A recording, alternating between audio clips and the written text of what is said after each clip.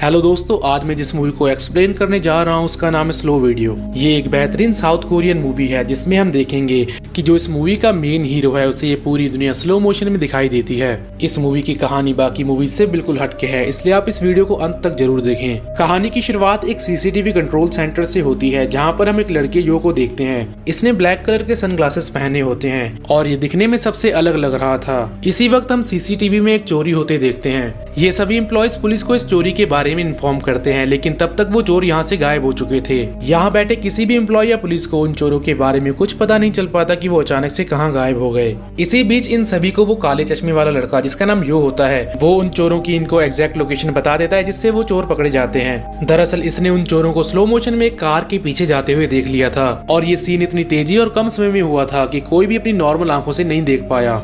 इसके बाद हमें यो के बचपन का सीन दिखाया जाता है जब वो एक रेस में पार्टिसिपेट कर रहा था। यहाँ ये इस रेस में दौड़ते वक्त एक लड़की को देख लेता है, जिसे देखते ही इसके आसपास की सारी चीजें स्लो हो जाती है। ये इसके साथ ऐसा पहली बार हुआ था जब इसे सब कुछ स्लो मोशन में दिख रहा था। फिर इसके बाद हम देखते हैं कि इसकी माँ इसे एक डॉक्टर के पास लेकर जाती है। डॉक्टर इसकी माँ को बताता है कि आपके बेटे को डायनेमिक विजुअल एक्यूटी है, जिसमें इंसान को सब कुछ स्लो मोशन में दिखाई देता है और ये डिजीज दुनिया में बहुत कम लोगों को है। यो डॉक्टर की बात सुनकर उसे झूठ बोलता है कि मुझे इस प्रकार की कोई बीमारी नहीं है। इसके बाद डॉक्टर अपनी बात को प्रूफ करने के लिए इसकी तरफ बहुत तेजी से एक बॉल फेंकता है, जिसे ये बड़ी ही आसानी से कैच कर लेता है क्योंकि इसे वो बॉल स्लो मोशन में आती दिख रही थी। इसको देखने के बाद यो के फादर को समझ आ जाता है कि डॉक्टर सही बोल रहा है, लेकिन अभी इसके पास इतने पैसे नहीं होते जिससे अपने बेटे का इलाज करवा सके। इसलिए ये अपनी वाइफ और यो को घर पे छोड़कर पैसा कमाने के लिए अब्रॉड चले जाते हैं ताकि वो यो का इलाज करवा सके।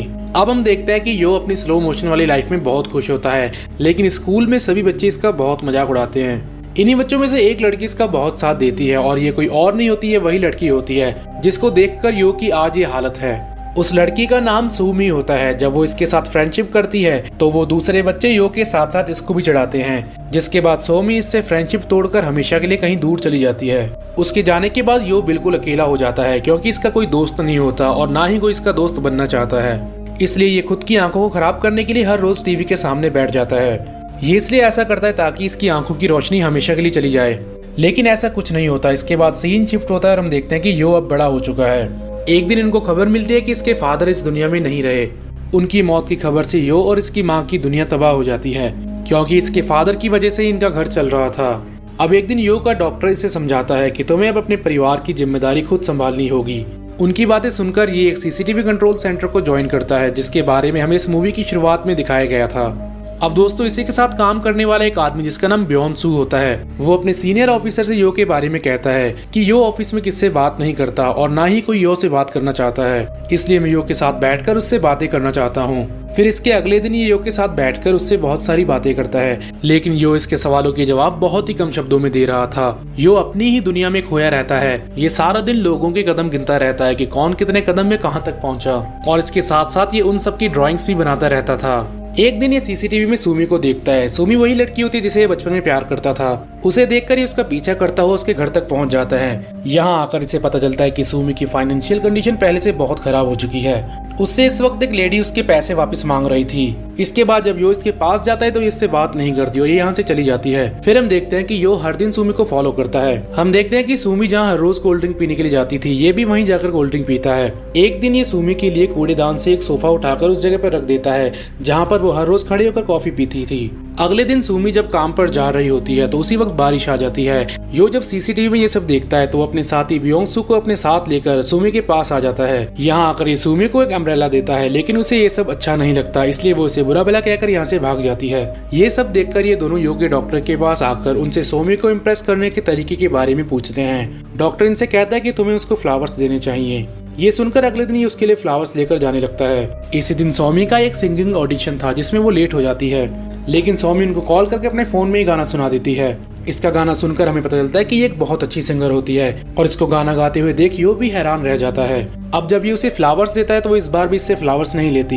इसके बाद जब सोमी यहाँ से जाने लगती है तो यो उसे बताता है कि मैं तुम्हारे बचपन का फ्रेंड हूँ। सोमी इसकी बातें सुनकर इससे कहती है कि मैं वो नहीं हूँ जो तुम मुझे समझ रहे हो। यानी दोस्तों ये अब तक गलत लड़की को सोमी समझ रहा था, लेकिन इस बात से इसे कोई फर्क नहीं पड़ता क्योंकि इसे अब इस वाली सोमी से प्यार हो गया है। इसी दिन एक बार फिर से इन दोनों की मुलाकात होती है। इस बार सोमी खुद से ही यो से बात करती है। दरअसल इसके पास कुछ सामान होता है जो कि ये यो को उठाने के लिए कहती है। यो भी इसकी बात मानकर इसका सामान उठाकर इसके घर तक पहुंचा देता है। इसके अगले दिन यो सीसीटीवी में सोमी को रास्ते पर जाते हुए देखता है। इसी वक्त उसे किसी की कॉल आ जाती है जिसके बाद वो बहुत खुश होती है। इसकी खुशी की वजह इसका उस म्यूजिकल ऑडिशन में सिलेक्ट होना था। इसी दिन सोमी अपनी इस अचीवमेंट से खुश होकर एक रेस्टोरेंट में जाती है। यो इसी रेस्टोरेंट के बाहर से सोमी को देख रहा होता है।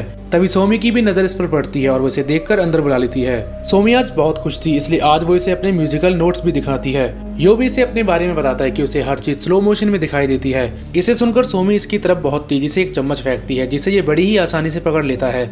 इसके अगले दिन हम देखते हैं कि यो सोमी के घर के रास्ते को अपने फुट स्टेप से गिन रहा होता है जिसे इसका दोस्त सीसीटीवी में देख रहा था। एक रात को सोमी से अपने साथ लेकर उसी कॉफी शॉप पर आ जाती है जहाँ पर वो कॉफी पीती थी। यहाँ आकर आज ये यो को बताती है कि वो इस कॉफी शॉप के ऑनर को बहुत पसंद करती है क्योंकि उसके पास एक कार है। ये सुनकर यो को एक बहुत बड़ा झटका लगता है और वो सोमी के जाने के बाद भी इस कॉफी शॉप के ऑनर को बहुत देर तक घूरता रहता है। अगले दिन यो अपने ऑफिस में सबसे पूछता है कि क्या किसी के पास कार है, लेकिन हर किसी से पूछने के बाद इसको पता चलता है कि फिलहाल इसके ऑफिस में किसी के पास कार नहीं है। दरअसल ये सबसे इसलिए पूछ रहा था क्योंकि इसे लगता है कि अगर इसके पास भी कार होगी तो सोमी इसे भी पसंद करेगी। इसी शाम को वो आदमी जिससे सोमी ने पैसे उधार लिए थे वो उसके घर आकर इसको मारने लगता है, लेकिन यो सही समय पर आकर इसको बचा लेता है। इसके बाद यो इससे पूछता है कि अगर तुम्हारे पास कार होती तो तुम क्या करती। वो इसे बताती है कि अगर मेरे पास कार होती तो मैं समुद्र के किनारे घूमने के लिए जाती। यो को लगता है कि ये इतनी जल्दी कार का अरेंजमेंट नहीं कर पाएगा, इसलिए ये एक बस ड्राइवर का झूठा दोस्त बनने की कोशिश करता है। यो उस बस ड्राइवर के साथ रात को बेसबॉल भी खेलता है और इसी मौके का फायदा उठाकर यो से बताता है कि मैं एक लड़की से बहुत प्यार करता हूँ और मैं उसको तुम्हारी बस से समुद्र के किनारे तक ले जाना चाहता हूँ। इसकी बातें सुनकर वो ड्राइवर इसकी बात मान लेता है और अगले दिन ये तीनों बस में बैठकर उस तरफ रवाना हो जाते हैं। आगे आकर बॉर्डर पर इनको पुलिस वाले रोक लेते हैं क्योंकि ये बस इस शहर से बाहर नहीं जा सकती और फिर इनको बिना घूमे यहाँ से वापस जाना पड़ता है।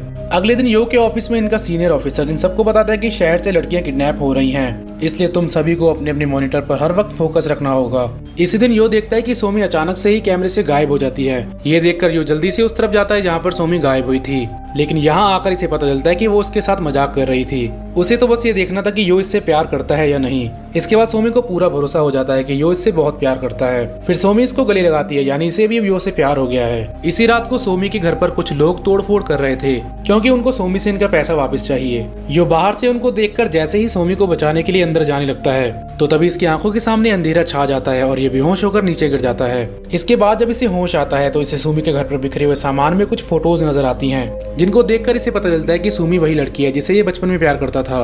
इसके अगले दिन हम देखते हैं कि यो जब डॉक्टर से अपनी आंखें चेक करवाने के लिए जाता है तो वो इसे बताते हैं कि तुम कुछ ही दिनों में अंधे हो जाओगे। ये बात इसे पहले से ही पता थी और इसीलिए इसने सोमी के घर तक फुट स्टेप गिन रखे थे ताकि जब भी इसकी आंखों की रोशनी जाए तो ये अपने कदमों के सहारे उसके घर तक पहुंच सके। इसके बाद हम देखते हैं कि सोमी अपने कर्जे से परेशान हो चुकी थी, इसलिए एक दिन वो अपने घर को ही भेज देती है। इसी रात को एक कार में बैठे लोग सोमी का पीछा करते हैं। यो ये सब सीसीटीवी कैमरे में देख रहा होता है और फिर ये जल्दी से एक साइकिल के सहारे उस कार का पीछा करने लग जाता है। आगे आकर एक जगह पर इसकी आंखों की रोशनी पूरी तरह से चली जाती है जिस वजह से ये कार से टकराकर नीचे गिर जाता है। फिर यो यहाँ से भागता हुआ उस कार तक पहुंच जाता है जिसमें वो लोग सोमी को किडनैप करके ले जाने वाले थे। इसी वक्त यहाँ पर पुलिस भी आ जाती है जिसे देखकर सोमी भागकर यो के पास आ जाती है। पुलिस वाले सोमी को अपने साथ लेकर चले जाते हैं और यो यहीं पर अकेला रह जाता है क्योंकि सोमी को अभी तक ये नहीं पता होता कि वो अंधा हो चुका है। इसके बाद काफी दिनों तक ये लोग आपस में नहीं मिल पाते। सोमी जब भी सीसीटीवी से गुजरती थी तो वो यो को हाथ हिलाकर हेलो बोलती थी। एक दिन जब यो इसके सामने आता है तो ये इसे हेलो बोलती है, लेकिन यो उसी वक्त अपनी स्टिक निकालकर दूसरी तरफ जाने लगता है। इस बात से अब सोमी को यह पता चल जाता है कि यो अब अंधा हो चुका है। इसको इस हाल में देखकर सोमी यहाँ बहुत रोती है, जिसके बाद ये उसका पीछा करते करते एक आर्ट गैलरी तक पहुंच जाती है।